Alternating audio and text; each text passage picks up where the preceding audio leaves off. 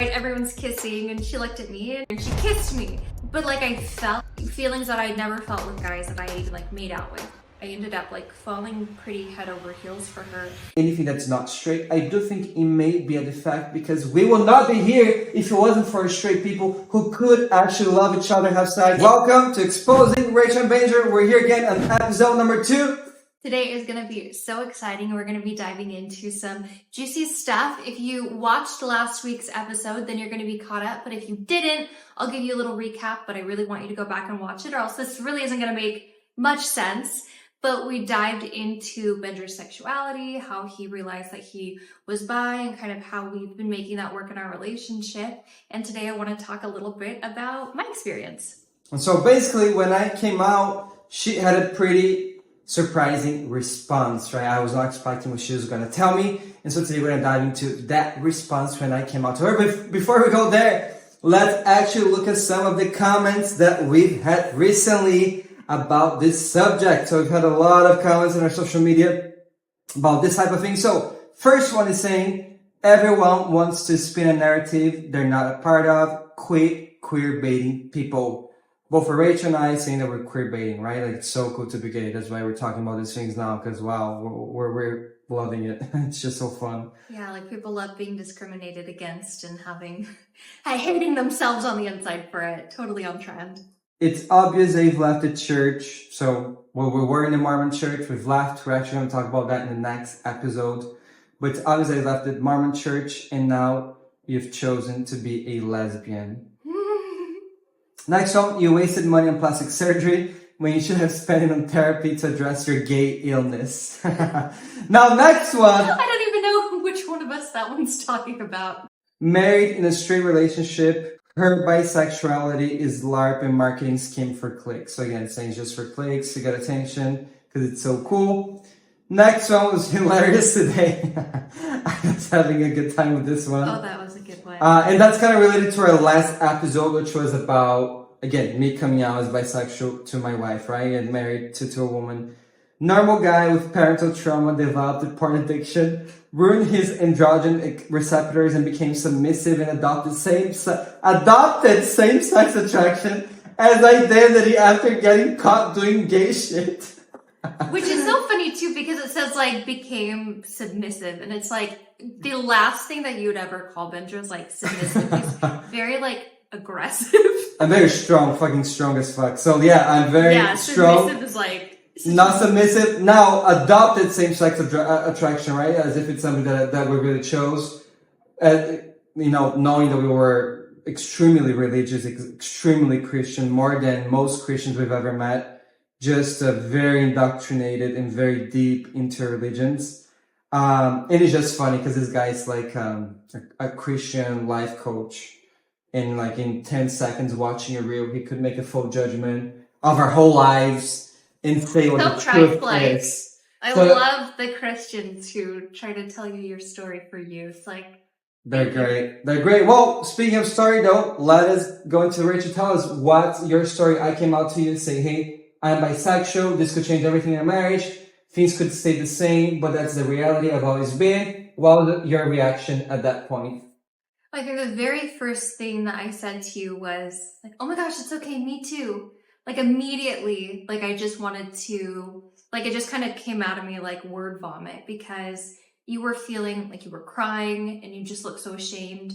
And it was like this relief of like, oh my gosh, like, there's another person on this planet who like feels like I do about this. And I know when I told you that, did you think I was just like saying that to like comfort you or like? Yeah, 100%. Like look at Rachel, right? She's super feminine. So if you look at me, it's like, well, it's not hard to say that I'm not straight. And especially now, and we're going to talk about this later, it's on purpose, right? But even before I put bows on and shit like this, it wasn't that hard to notice. And that's the thing, right? Hides something that's pretty obvious.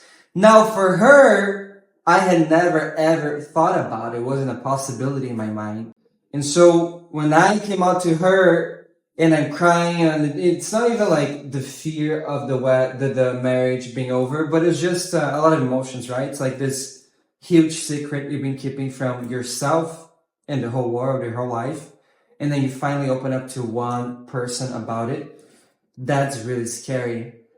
And so when she comes and tells me that, I definitely thought that it was just you saying, like trying to make me feel good and minimize my situation, because it didn't make any sense, right? I never had thought about it before.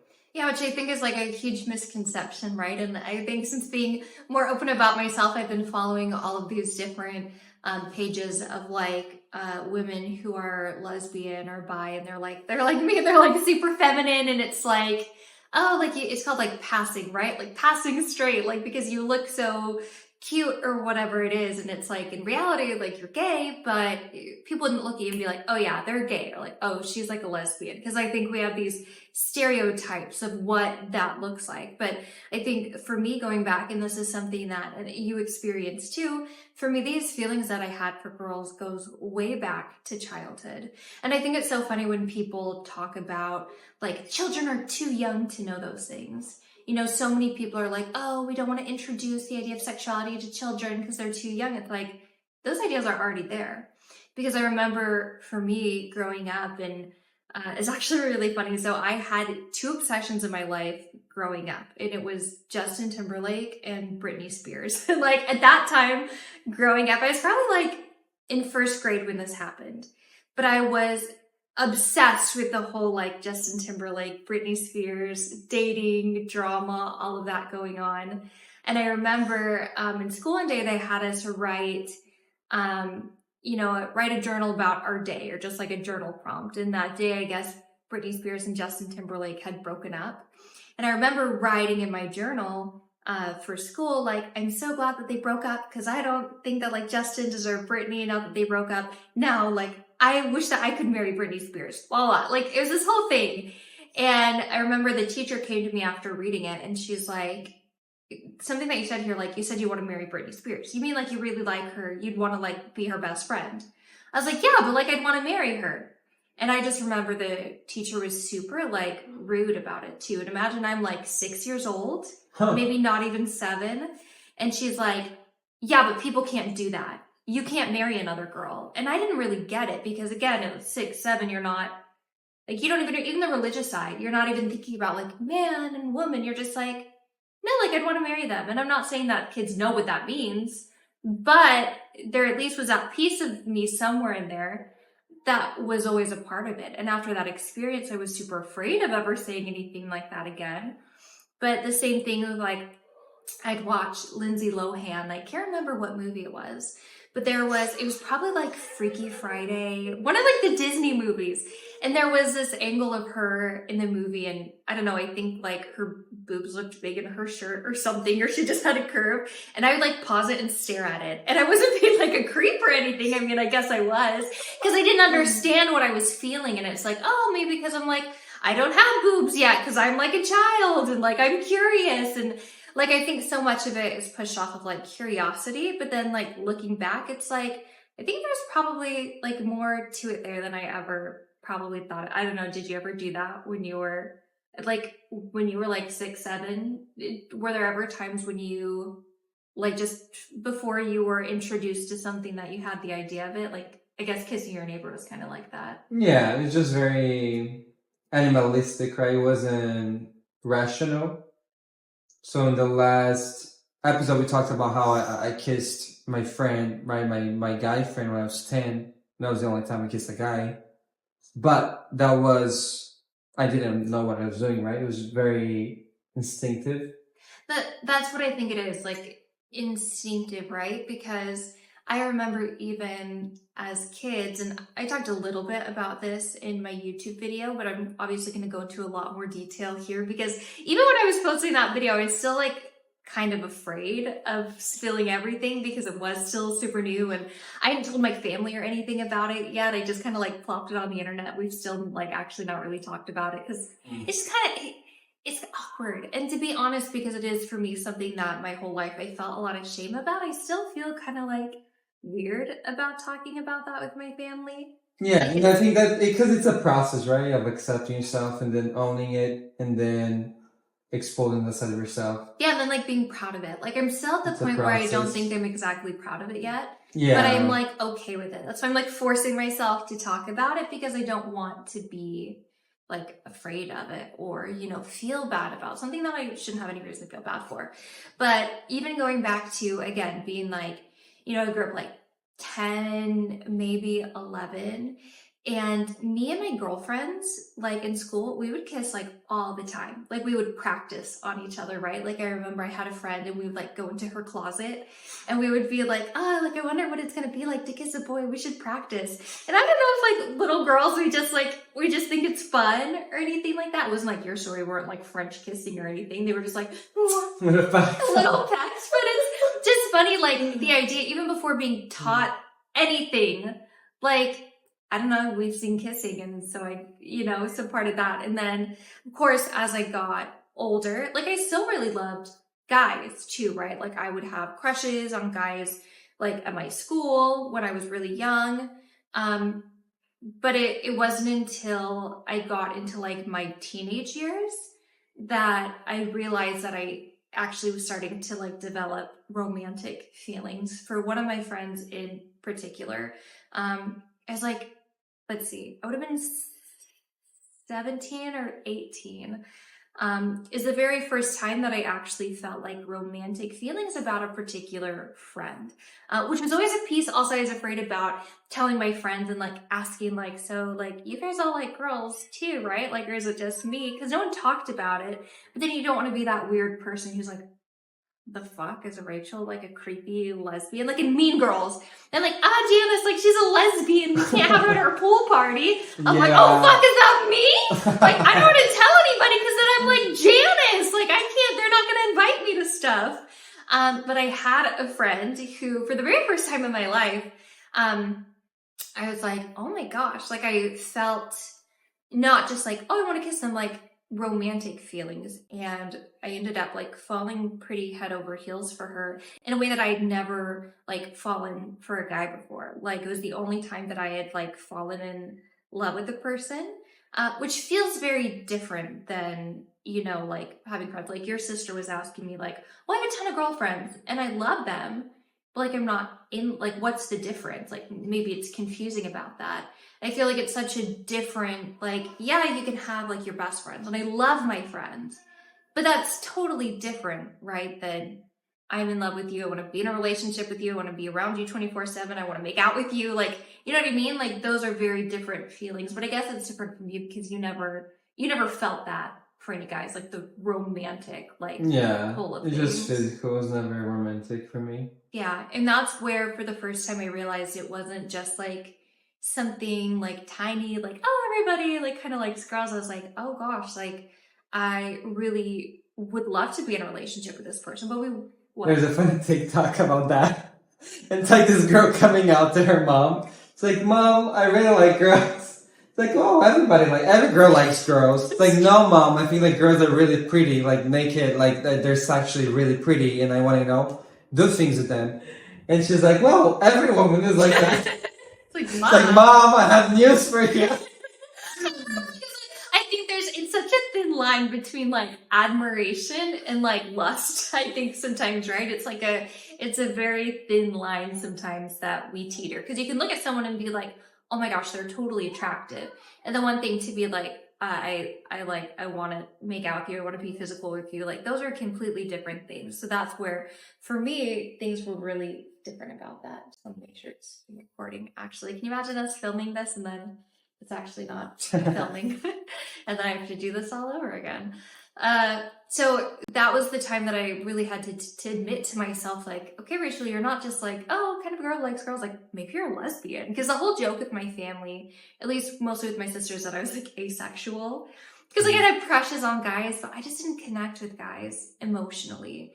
And I would always date guys that were like 10, 12 years older than me when I was daddy issues as well, right? So that kind of the daddy issues that she had. We have daddy issues. Wanting some stability that she never had growing up. So. Wanting, yeah, like a very protective figure, right? That you just like feel like is crazy about you and wants to protect you and is there for you 24/7. And that was like the sense of me that wanted security, but it wasn't like a romantic side, right? The romantic side for me was not found in guys. They were like, oh, I feel protected by them. I feel safe by like the idea of this mature man to take care of me. And, you know, I'm like, because I like to be treated like a princess. Like, I'm a delicate little flower. Like, I want a man to swoop in and take care of me. But that's just because like it fills a need on the inside. But romantically, that's not what feeds me. It's like soft and delicate and all those personality attributes that like you find in women that to me I'm extremely romantically attracted to, which is like why I love myself, I guess, because like all the girls that I've ever had feelings for, they're like identical to me, so it's a little narcissistic. But I, again, going back to even at that time, I was super religious still, right? I actually ended up... You actually became religious, right? Because her family was like on and off in the Mormon church. Yeah. But then when you became a teenager, you became extremely religious. So how was that for you guys? Like how, and we'll talk a lot more about how like we became very devout in the Mormon church. Why we left and we never imagined that we would leave. So we'll talk about that next. That'll be like but I guess how did you quickly, like briefly, how did you become religious and how did that affect your feelings towards women? Well, I think in becoming more religious, again, my family was very like, you know, kind of like hot and cold. There were times when like my mom would take me to church a lot and we would go a lot. And then there were times that we just wouldn't go for like years, you know, and I never, depending on where we lived, sometimes I had bad experiences with church. Like a lot of times people weren't very welcoming or receptive or nice. And so my mom and I'd kind of get offended, be like, fuck you then, we're not going to come back here.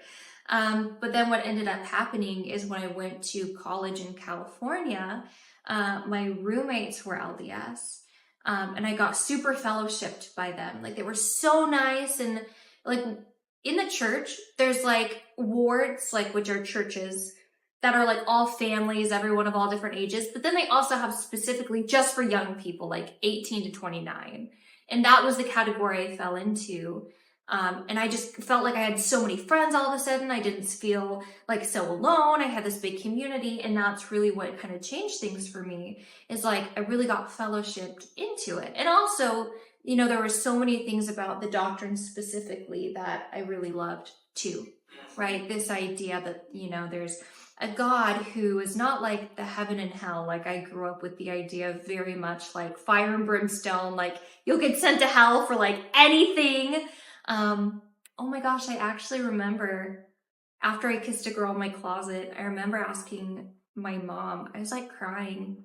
I didn't want to tell her why, but I remember like thinking like, Mom, if I don't like go to heaven, will you still be able to visit me?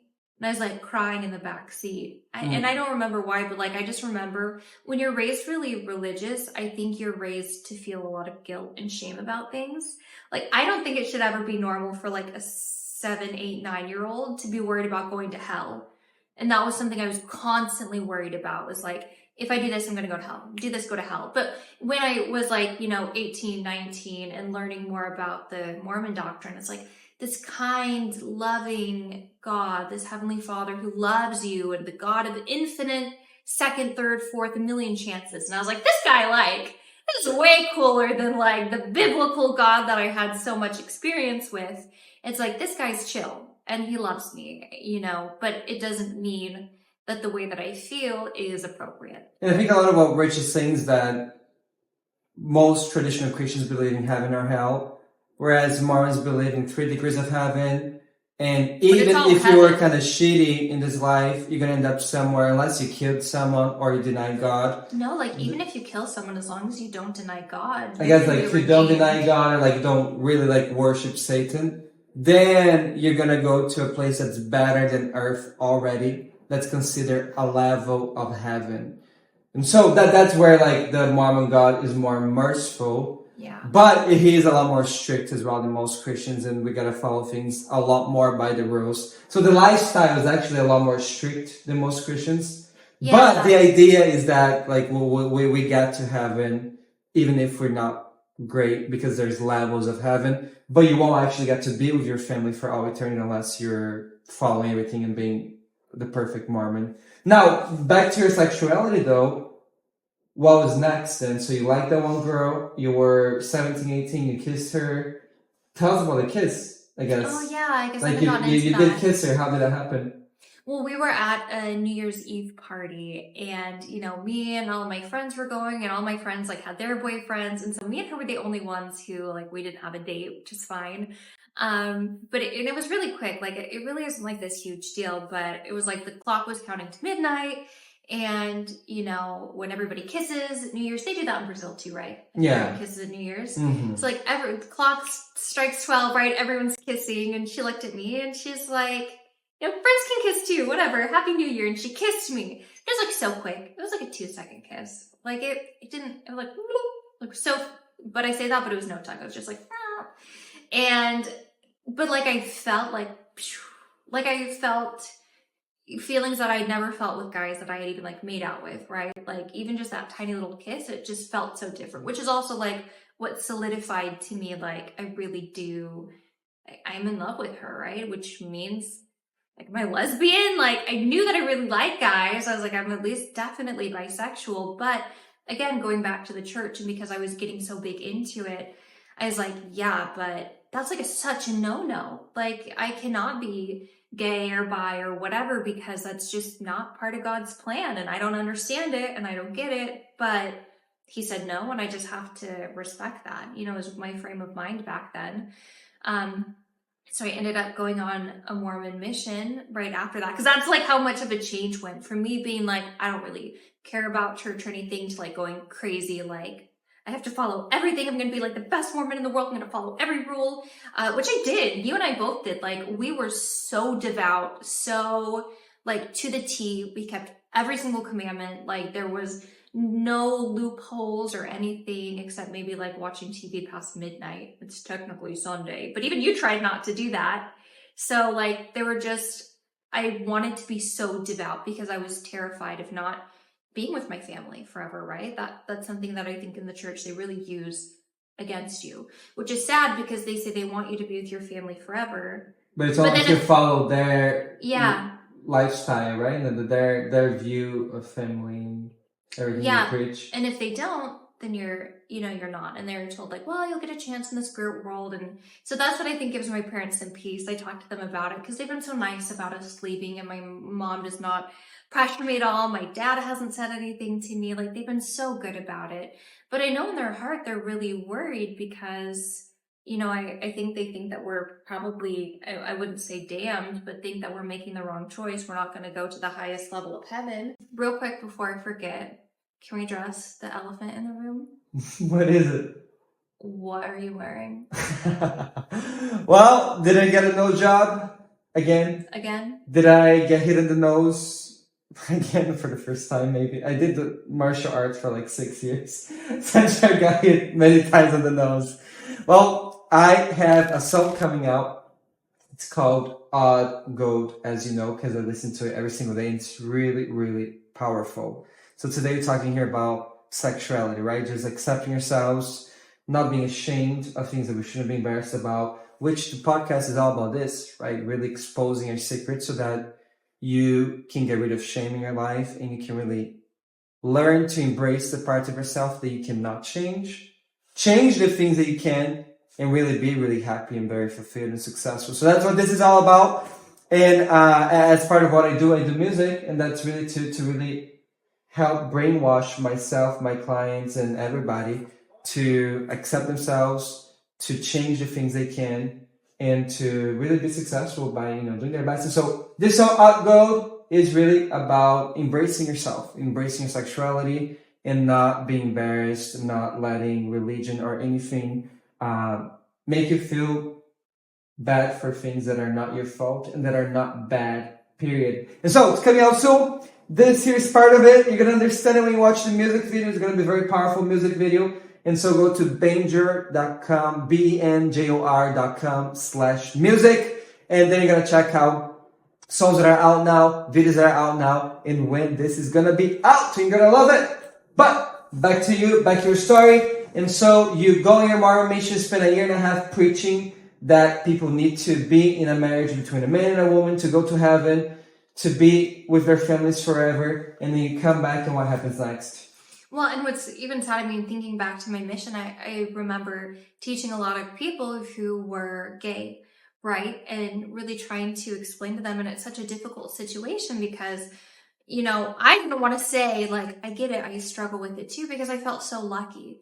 Because I was like, well, I know that, like, I can be attracted to a guy. Like, I know that it's not like, oh, I hate guys. Like, I can't even, you know, like, I would have been fine. Yeah, and that's a bisexual privilege that we talked about. Because really, when we see the comments that we've been getting a lot, it's always that the guy is never bisexual. The guy is gay. He likes dick. That's it. Yeah. And the woman is not bisexual. She's just confused. She actually likes guys, right? Yeah. That's like women. Or people who are bisexual are just hypersexual. Like, oh, you just like sex with everybody. So it's not even Which is not true at all. Like, I am a little more sexual, but like, you're not very sexual. Yeah. I was actually. When I was younger, I'm getting to the hormones, I think you're getting slower and I'm less sexual now, but I used to be very sexual. And you've never been. I have like a sexual. very low libido. That could also be my PCOS. Or hormone problems. But yeah, that's like the thing, right? Where we have the privilege of the bisexuality in that sense, which made us really fit into our marriage and our religion a lot easier than other people. And that's when that question comes. Why then did you come out to me as bisexual? And why did I come out to you if we were fine and if you could have just kept that secret your whole life and you would be the perfect little couple in the Mormon church? Well, I would have never told you, to be honest with you, if you hadn't told me. Like, it was just one of the things that you bury so deep.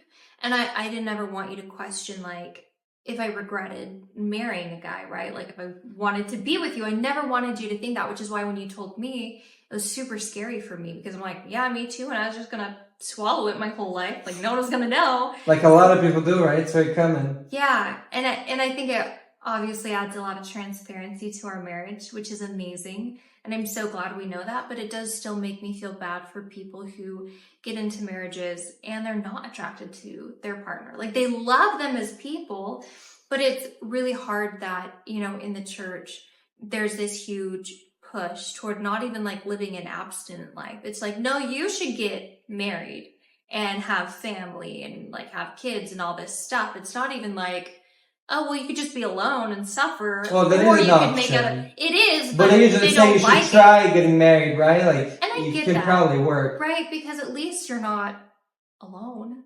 But I just feel so bad. Like, there's so many things looking back that, like, I wish I hadn't said that, like, just about being gay in general. And, like looking what? back, well, like, even, and we were talking about this, like, the church, you're really not supposed to affiliate a lot with like anything that's anti-family, anti-Christ, which would be gay stuff. Yeah. You know, like pride or LGBT things. And so whenever we would see like a post or something about it, like it's so odd because on the surface, the church is like, we love everybody.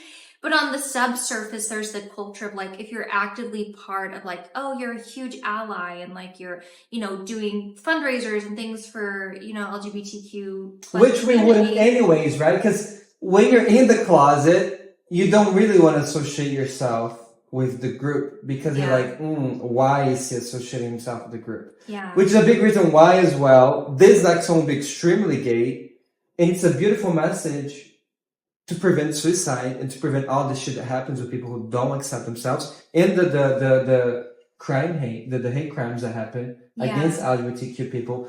Now, the thing is, though, is that we don't want to associate ourselves because we're really hiding that, not just from other people, but we're hiding from ourselves. And so I talked about how, you know, I would like put lemon juice in my hair instead of dye it because I didn't want the loophole of sexuality. I didn't want to look more feminine. Oh, he bleaches his hair. Like, no, like it gets lighter naturally in the sun. That's more masculine than bleaching his hair. Or like I didn't want to dress more creative like I do now because I wanted to look more conservative, traditional, because you don't want to even associate yourself with the group because that already looks weird. I mean, you already didn't wear socks, so I mean, right? That was the thing. No, the thing is that when you go to the Mormon temple, you have to answer some questions to your bishop, to your leader in your local church. In church every Sunday, everybody's invited, anybody can go. Now the temple, you can only go if you answer these questions correctly, if you're worthy of going there. Meaning, you gotta follow all the commandments, which are to not drink, to not smoke, not drink coffee, be loyal to your spouse, pay 10% of your income to the church every single month. And if you didn't pay at the end of the year, you gotta make up for it. You gotta have an interview, say, hey, you don't get to go to the you temple. missed a few thousand, let's make it up right now. And so if you don't do all of those things, you cannot go to the Mormon temple. Which, by the way, if you can't get into the temple, you can't go to the highest level. Exactly. So it's basically, this is your gateway to heaven. And if you don't answer these questions correctly, it means that you would not be going to be with your family. Because temple is really heaven on earth, right? Like the whole propaganda is like, this is the holiest, best place on earth, which if you used to be on this and you've been, you know, it ain't that. It ain't a good or spiritual experience. It's just weird boring as fuck. fuck. It's boring and weird. I'm not trying to be, but like people that go the first time, they're traumatized because you see like some weird clothing, you see some weird shit, and it does not feel spiritual at all. Now, right before I forget, the reason why I started talking about the temple is that one of the questions is, do you support or are you connected to any type, affiliated in any way to a group that opposes teachings of the church? Now, if you're pro-LGBTQ, technically that's against the church. The church spent millions of dollars going for the law in California that was Prop 8. What is it? Prop 8. Prop 8 spent millions of dollars going for that. And over time, the church, over 10, 20 years, they start changing, become a little softer and things that they cannot change. And then people forget about it. And then things get easier and the press is easier. But anyways, if you're really associating yourself or being pro those things, you're really showing that you're not that loyal to the church. Because one of the questions to the temple is, are you associating yourself with those things? And that's why I was telling Rachel, if I saw a gay couple, even if they were my friends, or somebody who left the church, which is us now, and I understand, I have some empathy for my friends who don't engage with me or my photos, my couple, because even if you like that photo where your friend maybe left the church, they got married to another guy, whatever it is, then technically, subconsciously, I was like, well, I cannot support this because I'm a temple worthy guy and I cannot support something that goes against the church. And so that's where the closet and the temple standards really make us, control us. It's just an impossible line to walk because we're supposed to, it's the saying that they use all the time, love the sinner, hate the sin. And I just hate that because I know for myself, and I think for you, these are things that are a part of you that you didn't choose, and I think people can argue that with any sin. My view on sin and things like that is very different now, but, well, that's just in you. It's just Satan inside you, but God made me. So if he made me this way, people just say, well, that's your challenge on earth. Some people are the church will say well, some people are born disabled and that's their challenge. And some people are gay and that's their challenge. It's all these things that people are born with these, defects, and that's their challenge that they have to go through to prove they love God. Yeah, which is, I love that analogy because if I was born disabled, I had no legs, would God want me to not get in a wheelchair and be stuck on my couch my whole life because I was made that way? Now, there is a way that I can still try to have a normal life, which is using a wheelchair. Would he really want me to say no? I won't take the wheelchair. I'm going to stay at home and I'm going to die on my couch. I'll spend 80 years sitting here. Or would he say yes? Get some Maybe it is a prosthetic defect. And here I am as a bisexual man. I am saying, I think bisexuality or anything that's not straight, I do think it may be a defect because we will not be here if it wasn't for straight people who could actually love each other, have sex, and make us procreation. Procreation. So I agree. I agree that if it's 10% of people who are not straight, is it a defect genetically? It may be. I'm okay with being a genetic defect. Now, I'm not saying it's a bad thing. It's not bad, but is it a defect? It could be. Now, does that mean that this fucked up God wants me to, if I was just gay and I could not be with a woman, would he be so fucked up that he wants me to not use the wheelchair, but be stuck alone or in a fake marriage my whole life? Is that really who this amazing God is? Or would he say, hey, yeah, it's some genetic defect. It's not how it's supposed to be. Otherwise, there wouldn't be anybody on this earth. We gotta replenish, have sex, and have children. Because think of it, whether it's an issue to overpopulation, there's a lot of women who, you know, who it's close to home, but who can't get pregnant, right? People who, so like, what, are you just useless? Because, oh, you're a woman and you can't create children. And you shouldn't like do treatments and try to get pregnant. Yeah, right? Because you're just born with that defect. If Is God that how wanted it you should to have live? a baby, you'd have a baby. And so it's like, well, if they're saying, well, you can't be in a gay relationship because you can't have kids like that. But there's a lot of people in straight relationships who can't get pregnant. And so it just begs the question of, it just makes you, it was just the very first time that I was brave enough in my life to start questioning a lot of things that just didn't make sense to me anymore. Now, before you forget, tell us about what's going on up there. Okay, well, again, because I am a very femme girl, I love to do my hair. My natural hair is really shitty and really bad. So this is part of my rosette collection. It's really easy. You can wear it like I did the last episode, like really long. I love to use it in like a ponytail. It takes like 2 seconds to put in.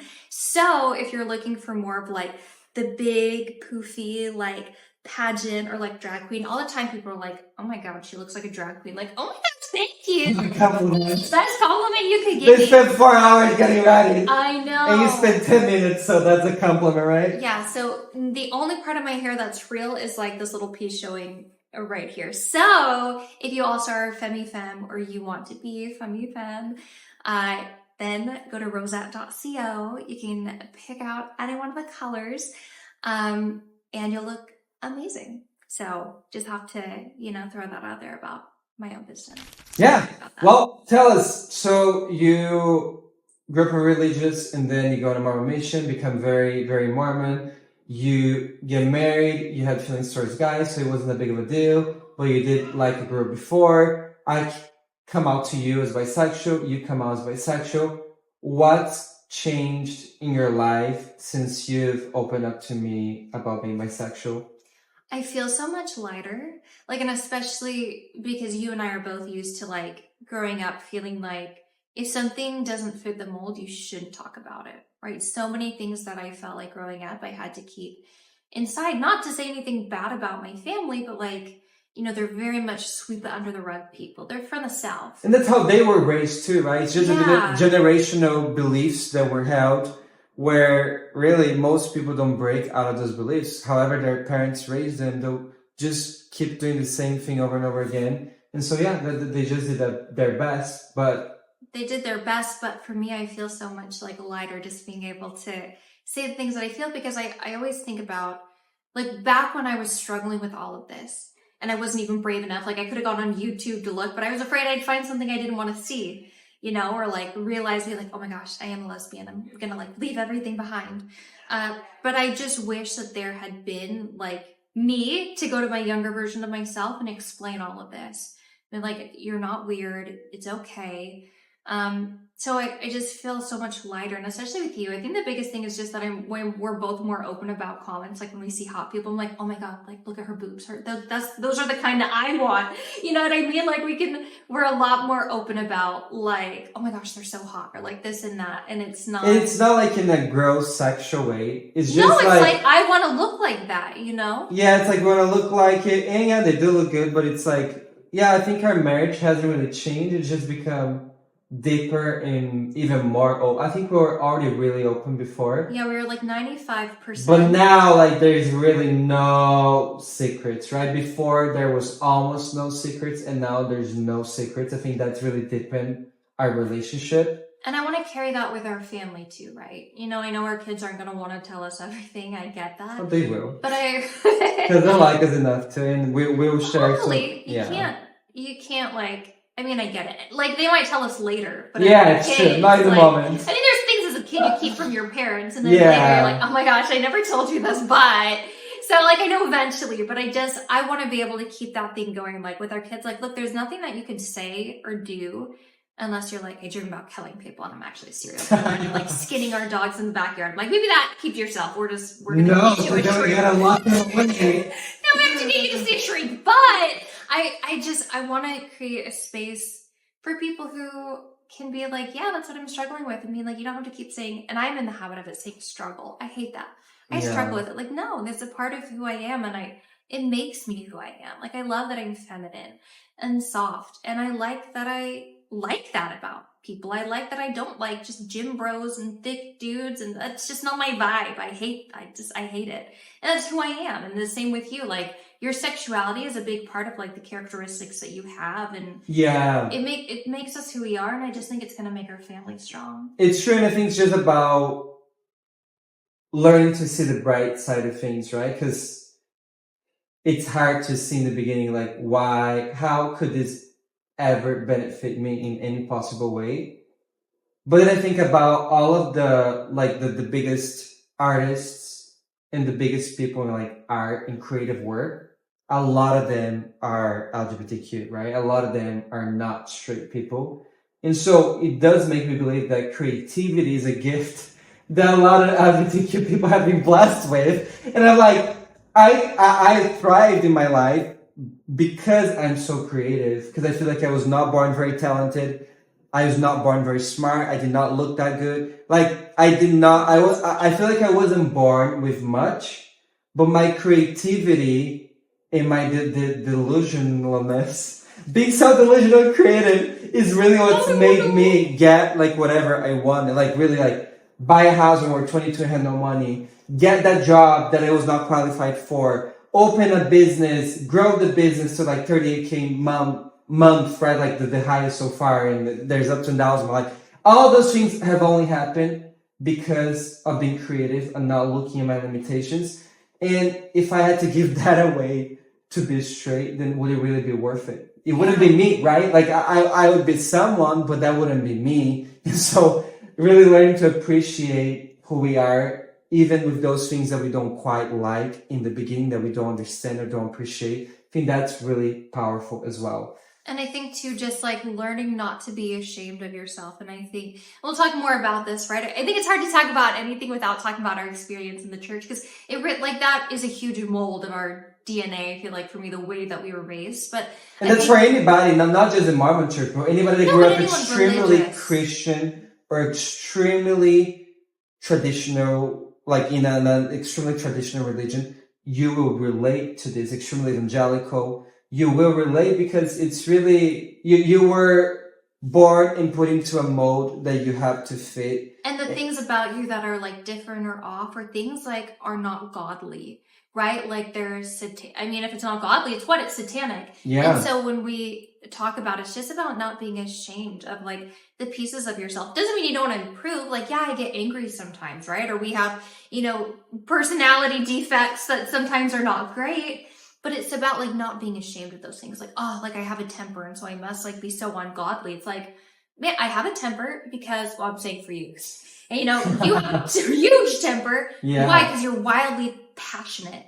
And because that passionate turns into anger very quickly, right? Aggressiveness. But it's like, instead of being like, oh, like I'm such a bad person, like I'm so aggressive, I'm so angry. And seeing, right, like there's a good side, the bad side, I can work on the bad side. But not having shame for it, just being like, yeah, like I get it, I gotta work on it, I gotta quit like blowing up. But also being like, you know what, that also comes because I'm so extremely lucky to be so passionate about life. And then realizing that other things like our sexuality were never a problem, that they don't need to be changed or worked on at all. What we need to work on is the beliefs holding us down, and making us believe that those things are wrong and that we need to change them when they should never be changed.